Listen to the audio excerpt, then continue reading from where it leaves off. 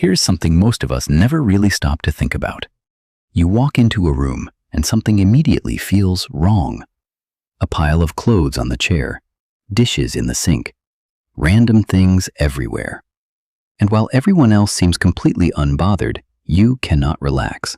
You cannot focus. People call you extra, tell you to loosen up. But this is not about being fussy. Something deeper is happening inside your mind.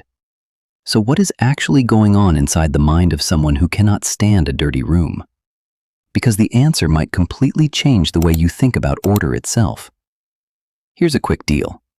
If you want more content like this that breaks down real human psychology and helps you understand yourself and the people around you, make sure you subscribe, hit the like button, and drop a comment saying "seen" so I know this is reaching the right people.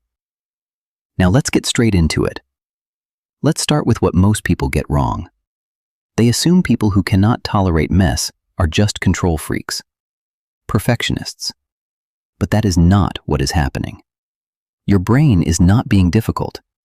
It is being extremely efficient at something most people never notice. Here are 3 things consistently happening inside the mind of someone who cannot stand a dirty room. The first is high environmental sensitivity.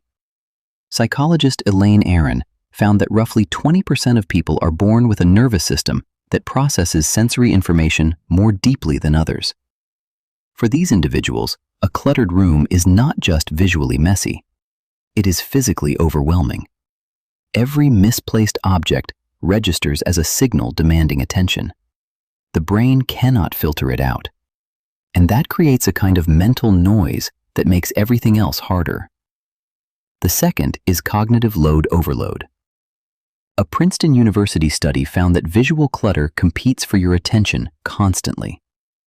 Every pile, every dirty dish, every item out of place registers as an unfinished task, draining your mental energy. For people with low tolerance for mess, this drain happens faster and more intensely than average. Their brain is not overreacting.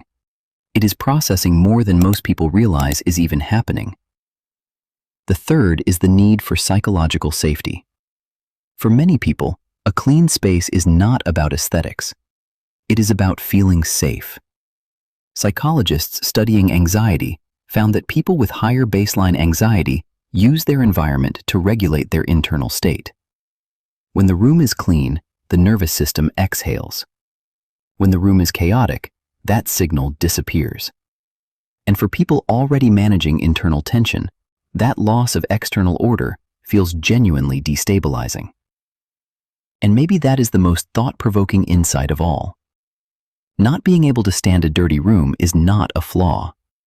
It is a nervous system deeply tuned to its environment, a brain that refuses to settle for chaos, and a quiet but powerful belief that the space around you matters because you matter. Drop a comment below. Can you function in a dirty room? Or does the mess completely take over your mind? I read every single one. See you in the next one.